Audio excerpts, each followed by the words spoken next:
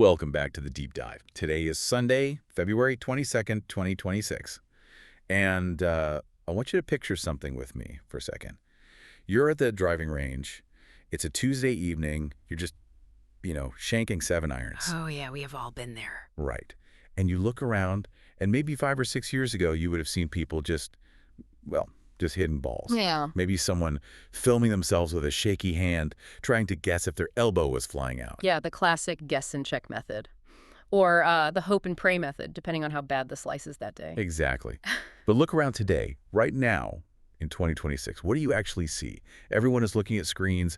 They're wearing earbuds, getting real-time coaching. Half the people aren't even at an outdoor range. They're in simulators that look like NASA control centers. It really is a completely different world. It feels less like a sport and more like, a physics lab. A physics lab played on grass. Mm-hmm.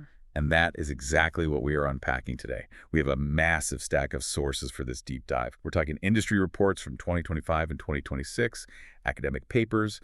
There's this fascinating thesis from MIT and some heavy research from MDPI, plus updates from the big tech players like TrueGolf, Sportsbox AI, and GolfDeck. And the headline here isn't just that the tech is cool. The real story is that the old way of learning is dead. Paying a guy in a polo shirt to watch you stand in the dirt for an hour, that's over. It's dying, yeah.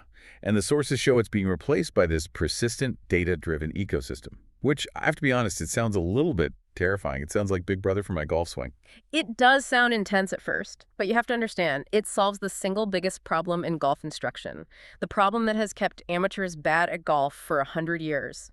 Latency. Okay, wait, pause there. When I hear latency, I think of, bad internet connections or lag in a video game. How does that apply to my slice? Think about the traditional lesson model.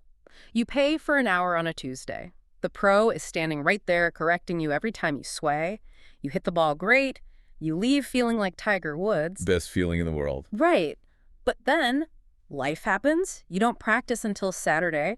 By the time you get to the range, that exact feel you had, it's completely gone. Oh, I know that feeling so well.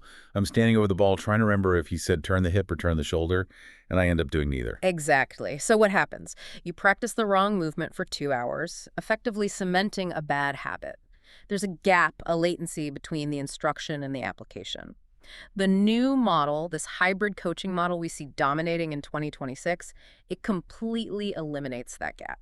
So how does that actually work for you as a player? Am I just, on a Zoom call with my coach every time I go to the range? Because that sounds really expensive. No, it's not a live call. The industry has shifted to asynchronous coaching. We've moved from a transactional model paying for 60 minutes of time to a subscription model where you pay for results and access. Platforms like OnForm and Coach Now Academy really pioneered this space. So it's more like a retainer? In a way, yeah. Instead of one big, overwhelming lesson every 3 weeks, you have low-friction touch points. You're at the range, you take 2 swings, and you just upload them to the cloud. Your coach, who might be in a completely different time zone, gets the alert. And they just look at it whenever they have a minute. Right. They analyze it and send you a 2-minute voiceover video or a quick text adjustment within a few hours. You don't have to wait for your next appointment to find out you're practicing wrong. It essentially turns the coach from a swing instructor into a performance strategist. They are monitoring your data constantly. Precisely. They can see if you haven't practiced in 10 days. They can see if you're doing the wrong drills. And that leads to a huge point in the sources about democratization. Because if I don't need to be physically standing next to my coach, I'm not limited to the guy at my local municipal course who might not be the best fit for me. That's the game changer for people in remote areas. A kid in rural Nebraska can now work with a top-tier tour instructor based in Florida. They just meet in virtual coaching rooms. The player uploads data from their home simulator, and the coach analyzes it as if they were standing right there. Geography is completely removed from the equation. Okay, but for this remote thing to work, the coach needs to actually see what's happening in detail. And this is where I want to push back a little on the sources, or at least clarify. A few years ago, if you wanted real 3D motion capture, you had to strap on a vest with wires and sensors. It looked like you were trying to defuse a bomb. Yeah, the old K-vest systems. Very expensive, very clunky. Right. So you're telling me that today, my single smartphone camera can actually replicate that level of detail, even with the terrible lighting at my local range? That is exactly the leap that happened. We have effectively ended the era of manual annotation. The coach drawing those yellow lines and circles on a TV screen. I kind of loved those lines. It made me feel like they were doing real science. It was theater. It was totally subjective. Today, we are in the era of automated markerless motion capture, thanks to companies like Sportsbox AI and computer vision frameworks like MediaPipe and BlazePose. Your phone camera doesn't just see a person in a baggy sweater. It sees a highly precise skeletal rig. So it strips away the clothing visually and just tracks the joints. Exactly. It identifies over 30 distinct landmarks, wrists, elbows, knees, the bridge of your nose in three-dimensional space, and it does this in real time. Which brings me to the piece of research in our stack that really blew my mind but also confused me at first. The MDPI paper on DMSM. The math in that paper was heavy. Dynamic motion similarity measurement. Yes, it's a dense read. Can you break that down for us? Why is this DMSM thing better than just putting my video side by side with a video of Rory McIlroy? Because comparing a static photo of you at the top of your swing to a static photo of Rory is basically useless. A golf swing isn't a statue, it's a dynamic movement. It has velocity, it has flow. It's the difference between looking at a photograph of a dancer and actually watching the dance. That is a perfect analogy. What DMSM does is it segments the swing into 7 canonical phases: address, takeaway, top of the backswing, impact, and so on. But crucially, it evaluates the trajectory and the flow of the joints between those phases. So it's tracking the journey, not just the destination. Right. It quantifies rhythm. Usually rhythm is this vague, subjective thing. A human coach says, oh, that looked jerky, or you lost your tempo. But this AI can actually put a number on smoothness. It aligns the data with how human experts actually perceive a swing. It can tell you your kinematic velocity dropped 12% in the transition phase compared to your baseline. It's no longer a feeling. It's a hard metric. Okay, so we've got the body data dialed in, the skeletal rig on the screen. But ultimately, golf is about hitting a ball. And this is where the sources dive into data fusion. Right, the synthesis of input and output. We used to have these silos. You had a launch monitor that told you what the ball did, that's the output, and you had video of the body, the input. But they didn't talk to each other. And now we are merging them to fully understand the kinematic sequence. Let's unpack that term because kinematic sequence pops up everywhere in this literature. Sounds very robotic. What does it actually mean for you, the person holding the club? Think of it as a relay race of energy. To hit a golf ball efficiently, energy has to transfer from the ground up. It starts with your feet pushing against the grass. That energy transfers to the pelvis, then to the torso, then to the arms, and finally it whips out to the club. From the ground all the way to the club head. Proximal to distal. And it has to happen in that specific order. If your arms fire before your hips, you lose all your power. That's an energy leak. The AI we use now measures the peak angular velocities of each of those segments to pinpoint exactly where the chain broke. And the reports mention some really cool tech integration here to make this seamless, specifically the partnership between SkyGolf and TrueGolf. Yes, the super tags. This is a brilliant example of data fusion. You place these tiny tags on your clubs, and they talk directly to the simulator software. So the system isn't just seeing a ball fly into a screen. Right, it knows you hit a 7-iron, and knows the club's face angle, the path, and it merges all that with the ball flight data and your body movement. We also have to mention swing catalyst and ground reaction forces, or GRF, because that ties directly into what you said about the energy starting at the feet. That is the foundation of the sequence. We are now measuring exactly how hard you push against the ground. We can correlate your vertical force, how much you literally jump at impact, with your biomechanical sequence. It creates a complete cause and effect model. Exactly. We aren't guessing why you sliced it. We know you sliced it because your pressure shifted to your toes 0.1 seconds too early, which caused your pelvis to stall, which left the club face open. It sounds incredibly efficient, but also brutal. There is nowhere to hide from this data. There isn't. But that radical transparency is exactly what accelerates the learning curve. Let's step out of the biomechanics lab for a minute and look at where people are actually practicing. Because in 2026, the simulator isn't just for rainy days or drinking beers with your buddies anymore. No, simulators have become high-precision performance laboratories. Look at the E6 Apex ecosystem from TrueGolf. I was reading about that. They use real GPS and LiDAR data, so the courses are photorealistic. But the real value seems to be the improvement suite. That's where the magic happens. The photorealism is great for playing a virtual round at Pebble Beach. But the practice tools are changing how people train. specifically the bag mapping feature. Bag mapping seems like something every single golfer needs to do immediately. Because here's the reality, and I am incredibly guilty of this. Most amateurs think they hit their 7-iron 150 yards. Why? Because they did it one time, downhill with the wind at their back, in 2019. I think we all have that one shot burned into our memory. Right. But bag mapping forces you to hit 20 shots with each club. It captures every miss hit, every fat shot, every thin shot. And then it shows you your actual dispersion ellipse. It tells you, look, you actually hit this club 138 yards on average, and you have a 60% tendency to miss left. It is incredibly humbling data, but it saves you strokes on the course. Because you stop playing the shot you hope you can hit, and you start playing the shot you actually hit. It's pure course management based on reality. What really blows my mind, though, is the augmented reality stuff we're seeing. The sources talk about PutView X and Shot Tracer AR. This feels like we're entering full video game territory out on the actual course. It is bringing the digital world directly onto the physical grass.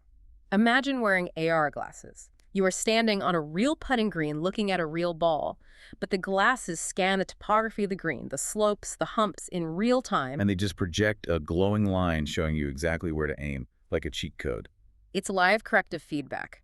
You aren't trying to interpret a chart after you miss. You are seeing the ideal ball path while you are standing over the ball. It actively trains your brain to visualize the break correctly. And speaking of video games, the gamification aspect of these simulators is fascinating. The Pop-A-Shot modules for putting and chipping. It sounds a bit silly at first, but it's utilizing dopamine to make practice effective. Repetitive practice is inherently boring. Hitting 50 putts in a row from 10 feet will put you to sleep.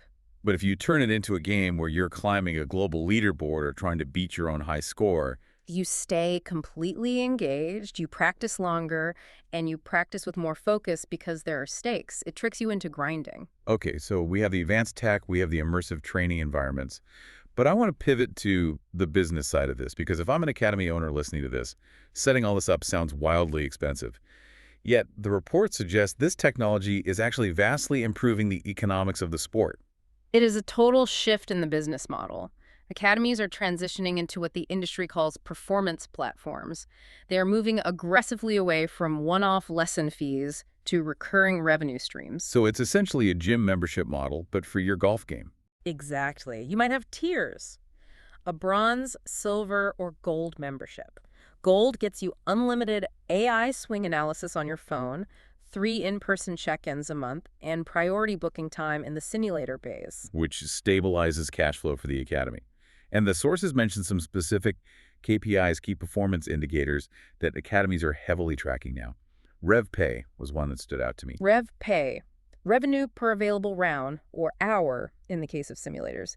It's a metric borrowed straight from the hotel and airline industries. It's all about utilization efficiency. Right, making sure every bay is making money every hour. But the really vital metric for the business owner is churn rate. The data shows that subscription models have 65% better retention than the old paper lesson model. Well, sure, because if I'm paying a monthly fee, I'm mentally committed, I'm part of a developmental program, I'm not just buying a quick fix for my slice on a Friday afternoon. And that actually benefits you, the player, immensely, because the coach is no longer incentivized to just keep the meter running. What do you mean by that? In the old transactional model, maybe a less scrupulous coach didn't fix everything at once because they needed you to book another $100 lesson next week. In the subscription model, they are on a retainer. They want you to improve rapidly so you feel the value and renew for the next tier of training. It perfectly aligns the incentives. That makes total sense. But there was one business trend in the True Golf report that I have to admit I really don't love. Dynamic pricing. Ah, yes, the uber surge pricing of golf. Exactly. I hate it. Why should I have to pay more just because everyone else wants to practice at 10 a.m. on a Saturday? I completely get the frustration. It feels punishing. But look at the flip side of the economics. Software systems like Golf Manager or Sagacity analyze facility demand patterns in real time. Yes, Saturday morning is premium priced. But it also means that if you are willing to practice on a Tuesday morning or a Thursday night, the price drops significantly. So it rewards the flexible grinder. It maximizes access. For people who might be priced out of elite facilities during peak times, dynamic pricing opens the door for them during off-peak hours. It keeps the simulators full and makes the game more accessible overall. I guess that's fair. If I'm willing to hit balls at 6 a.m., I should get a deal. Exactly. It's efficient market pricing. So, looking forward, Yeah. We are deep into 2026 now. What does the strategic outlook for the next decade look like? Where do we go from here? The next massive wave we are riding into is generative AI. We saw the early sparks of this with Bryson DeChambeau's work with Google Cloud a few years ago, but by 2030, we are moving toward the true AI advisor. Is that like a chatbot for my golf swing? Much more advanced than a chatbot. Imagine speaking to your phone or your AR glasses in natural language while you're standing on the range. You say, "Hey, I'm missing everything to the right today." And Why? it just knows. The AI instantly looks at your last 50 swings, analyzes the biomechanical data, compares it to your historical baseline, and speaks back to you in your earbuds. It says, "You're sliding your hips too much in the transition phase, and your hand path is 4 degrees too far inside. Try this specific drill." And then it projects the drill onto your AR glasses. That is just wild. It's Uh, like having a top-tier tour coach in your pocket who has watched every single swing you've ever made and has perfect memory. And it creates a verbal, actionable strategy. It's not just feeding you charts and graphs anymore, it's actively coaching you, which ties perfectly into the final big trend we need to touch on: democratization. Right, because this tech isn't staying locked behind the gates of exclusive country clubs. Not at all. We're seeing compact, affordable simulators and foldable launch monitors entering high schools, public ranges, and suburban garages everywhere. The kid playing for his public high school team today has access to the exact same level of data that a touring professional had 10 years ago. The barrier to entry for elite analysis has totally collapsed. But I have to ask the question that I'm sure a lot of coaches and listeners are thinking about right now. If the AI is doing the biomechanical analysis and the app is prescribing the drills and the AR glasses are reading the greens for you, do we still need the human coach? Are we automating them out of a job entirely? That is the ultimate industry question. The consensus across all these reports is yes, we absolutely still need the human coach, but their role changes completely. The AI handles the massive data collection and the pattern recognition because, frankly, machines are better at math than we are. But the coach handles the psychology, the strategy, and the human application. So the AI collects the data, but the coach interprets the outcome. Precisely. A machine can tell you that you're over-rotating your shoulders. A human coach understands why you're over-rotating. Maybe you're nervous about a tournament, maybe you're physically fatigued, or maybe you're just trying to hit it past your buddies. The human element shifts entirely toward mentorship, core strategy, and mental resilience. So we've gone from digging it out of the dirt to highly engineered performance. We've covered a massive amount of ground today, from markerless skeletal tracking and dynamic motion similarity to subscription business models and generative AI. It really feels like we are systematically removing all the mystery from the game of golf. We are removing the inefficiency. We are removing the confusion that causes people to quit. But is that mystery part of the charm? I mean, think about the absolute legends of the game. Semple Ballesteros, Arnold Palmer. They didn't have optimal kinematic sequences displayed on an iPad. They had grit. They had incredible hands. They just figured it out in the dirt. They absolutely did. But imagine if Sev had this data. Would he have been worse? Or would he have been even more dominant? We are finally at a point where we are unlocking the true potential of the human body simply because we aren't guessing anymore. And that leaves us with a huge question for you to take to the course this weekend. It really is the question of the decade for the sport. If the perfect golf swing can be mathematically modeled, and if an AI can teach that exact model to anyone with a smartphone camera, are we approaching a time where the art of the swing completely disappears? If we can all optimize our bodies to the exact same mathematical perfection, does golf lose its soul, or do we finally just find out how good we can actually be? I think we're about to find out very soon. Go find your own deep dive on the course this weekend. Thanks for listening.